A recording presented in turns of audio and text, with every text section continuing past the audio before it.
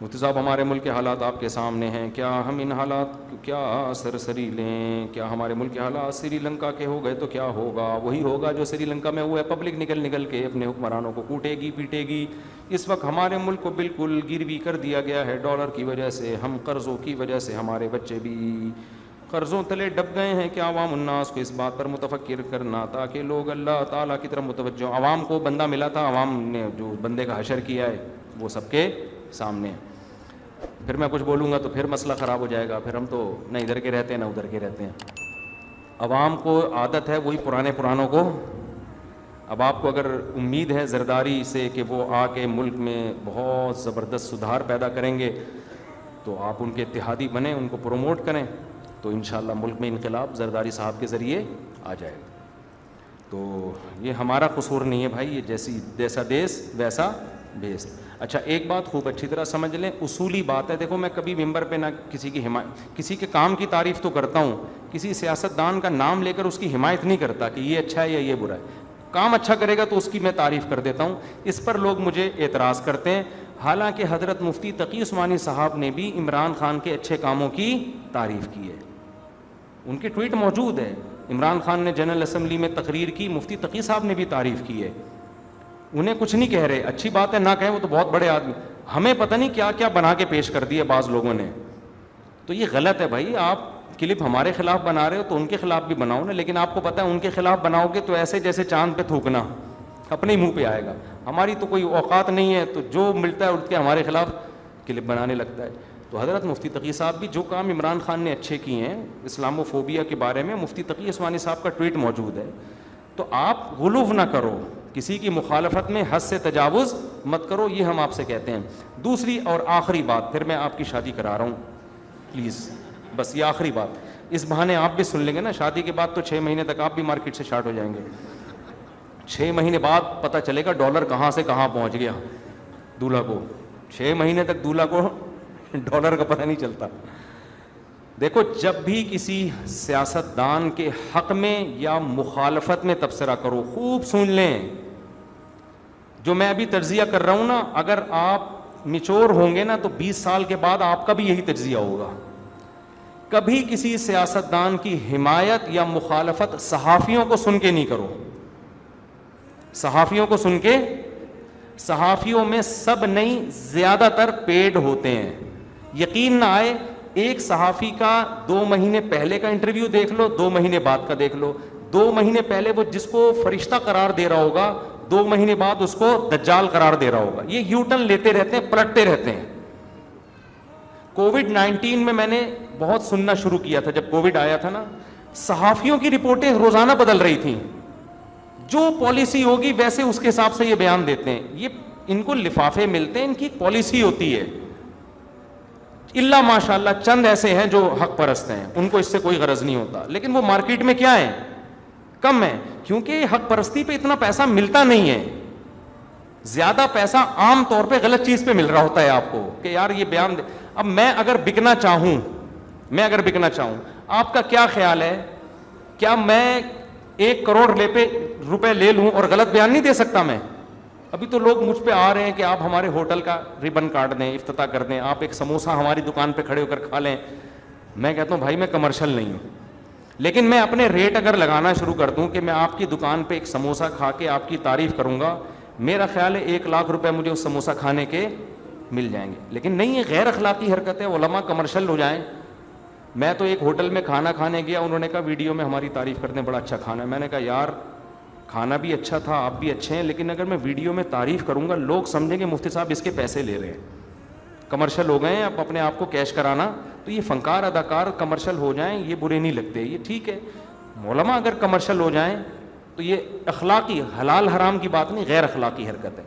تو صحافیوں کو دیکھ کے یہ تجزیہ کرنا کہ عمران خان غلط ہے یا نواز شریف غلط ہے، نہ، صحافیوں کا پر کوئی بھروسہ نہیں کیا جا سکتا، الا ماشاءاللہ چند ایک کو چھوڑ کر۔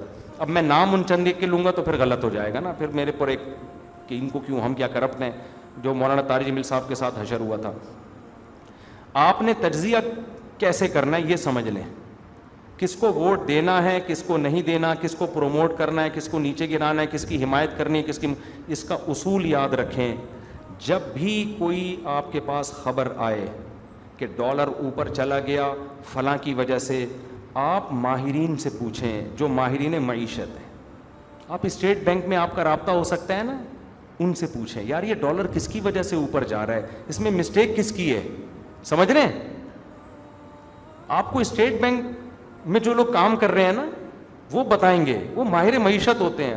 آپ کسی اکنامکس کے ماہر سے پوچھیں جو آپ پاکستان کی خارجہ پالیسی پاکستان کے لیے اچھی تھی یا بری تھی, یہ بات آپ کو آپ کے ملکوں کے جو سفیر ہیں نا دوسرے ملکوں میں, ان سے آپ پرسنلی ملاقاتیں کریں, ان سے پوچھیں کہ یار آپ کا وزیر اعظم پاکستانیوں کے لیے اس ملک میں کیا کر رہا ہے, ذرا رپورٹ پیش کریں. وہ بتائیں گے, یہ خبر ہوگی آتھینٹک. جب تک آپ کے پاس ایسے ذرائع نہیں ہیں, اللہ کا واسطہ نہ کسی کو برا کہیں نہ اچھا, کیونکہ قیامت کے دن اس کا آپ کو جواب دینا پڑے گا. اللہ کہتے ہیں لا تقف ما لیس لک بہ علم, جس چیز کی دلیل تمہارے پاس نہیں ہے اس کے در پہ مت ہو, اس کے پیچھے مت چلو, اس پہ تبصرے مت کرو. اتنا ایک دوسرے کو لتاڑا جا رہا ہے نا, حالانکہ دلیل کسی کے پاس بھی نہیں ہوتی. دلیل یہ ہوتی ہے میرے قائد نے یہ فرمایا ہے. او بھائی تمہارے قائد تو فرمائیں گے, قائد کی مخالفت میں دلیل کیا ہے, اپوزیشن لیڈر نے ان قائد کے بارے میں یہ فرمایا, بھائی وہ تو فرمائے گا نا, اس کی تو دکان بند ہو رہی ہے. اپنے لیڈروں سے پوچھ رہے ہوتے ہیں, لیڈروں سے پوچھ رہے, یہ ایسے جیسے ساس سے پوچھ رہے ہیں کہ بہو کیسی ہے, اور بہو سے پوچھ رہے ہیں کہ ساس کیسی ہے. یہ کون سا تبصرہ ہو گیا بھائی, یہ کون سا طریقہ ہو گیا. نیوٹرل لوگوں سے, جب تک ہمارے نیوٹرل لوگوں سے رابطے نہیں تھے ہم نے بھی بڑی چوٹیں کھائی ہیں. اب جب جیسے میڈیکل سائنس کا مسئلہ آتا ہے نا, میں صحافیوں سے تھوڑی پوچھتا ہوں, میں ڈاکٹروں سے پوچھتا ہوں. کووڈ-19 آیا تھا, آپ دیکھیں جو میرا پہلے دن تجزیہ تھا آخر تک وہی رہا ہے کووڈ-19. بہت سے لوگوں نے کہا یہودی سازش, یہ سب بکواس ہے, ڈرامہ ہے. لاکھوں لوگ موت کے لقمے, موت کے منہ میں چلے گئے. ہمارا جو پہلے دن سے اسٹیٹمنٹ تھی آخر تک وہی. کیوں؟ جامعۃ الرشید نے رابطہ کیا بڑے بڑے ملک کے ڈاکٹروں سے جو دیندار بھی تھے, اپروچ کی, وہاں تک پہنچے, اندر سے رپورٹیں آئیں وہاں سے سامنے کہ بھائی یہ حقیقت میں بیماری ہے اور یہ دنیا میں وبا کی طرح تیزی سے پھیلے گی, بہت لوگ لقمہ اجل بنیں گے. اور ہوا یہ, دنیا کی معیشت ٹھپ ہو جائے گی, کاروبار ٹھپ ہو جائے گا. یہ اس وقت کی بات ہے جب یہ ہوا کچھ بھی نہیں تھا, لیکن وہی سب کچھ ہوا. تو جب تک میں جب ملیشیا گیا, میں وہاں کے سفیر سے ملا ہوں, میں ازبکستان گیا وہاں کے سفیر سے ملا میں. تو میں ملکوں میں جب سفر کر رہا ہوں وہاں کے سفیروں سے پوچھتا ہوں یار اس حکومت نے کیا کیا, پچھلی والی نے کیا کیا. یونائٹڈ نیشن میں تقریر اگر کسی نے کی اس کے کیا اثرات ہوئے دنیا پہ, یہ آپ کو ہمارے سیاسی لیڈر تھوڑی بتائیں گے. تو جب تک آپ کے پاس آزاد ذرائع سے آپ کو اطلاع نہ ہونا کہ کون کیا کر رہا ہے, اس وقت تک تبصرہ کرنا چھوڑ دیں. سمجھتے ہو؟ جب آزاد ذرائع سے آپ کی اپنی, آپ کو اگر تجارت کا پتہ کرنا ہے کہ امپورٹ بڑھی ہے ایکسپورٹ بڑھی, آپ جاؤ جو امپورٹ ایکسپورٹ کے تاجر ہیں ان سے پوچھو کہ سابقہ حکومت میں ایکسپورٹ زیادہ تھی یا اس سے پہلے والی حکومت میں ایکسپورٹ زیادہ تھی, وہ بتائیں گے آپ کو. اس سے پہلے آپ چپ رہو, یہ آپ کی صحت کے لیے زیادہ مفید ہے. جو آج کل چپ رہنا آتا نہیں ہے لوگوں کو. باقی یہ ٹوپی ڈرامے والی باتیں, ختم نبوت کا لفظ یوں پڑھ لیا تو یہ تو بچکانہ حرکتیں, ان کا تو جواب دینے کی بھی ضرورت نہیں ہے. یہی حرکتیں مولویوں سے ہوتی ہیں تو بہت. ابھی ایک مولانا صاحب نے بیان میں کیا کہ دجال کی کرامت ہوگی کہ وہ مردوں کو زندہ کرے گا.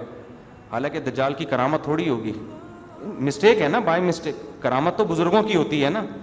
اب کوئی اس لفظ کو پکڑ کے بیٹھ جائے کہ دجال کو کہہ رہے ہیں کرامت ہوگی, اس کا مطلب دجال کو ولی اللہ بنا دیا. یہ تو گستاخ ہیں, ولی اللہ کے گستاخ ہیں. دجال میں اور ولی میں کوئی فرق نہیں.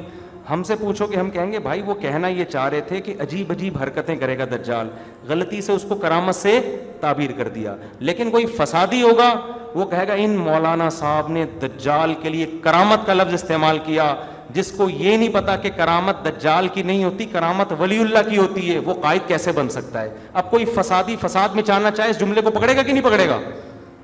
نہ مچانا چاہو یار, یہ کہنا یہ چاہ رہے تھے کہ محیر العقول کام کرے گا. تو اس کے لیے ورڈ کیا استعمال کر لیا؟ کرامت. تو اگر آپ کی طبیعت میں فساد ہوگا نا, آپ یہی ہوگا کہ گلاس سامنے کیوں رکھا ہے. بیگم سے آپ نے کہا بیگم گلاس سامنے کیوں رکھا ہے, وہ کہے گی آپ کو نظر کیوں نہیں آیا جو ٹھوکر مارنے سے پہلے. تو فساد ہوگا تو پھر لڑتے رہو بیٹھ کے. کیا خیال ہے؟ تو یہی سیاستدان ایک دوسرے کے کیڑے نکال رہے ہوتے ہیں بیٹھ کے. اچھا بھائی کہاں سے کہاں بات چلے گی یار, اب بہت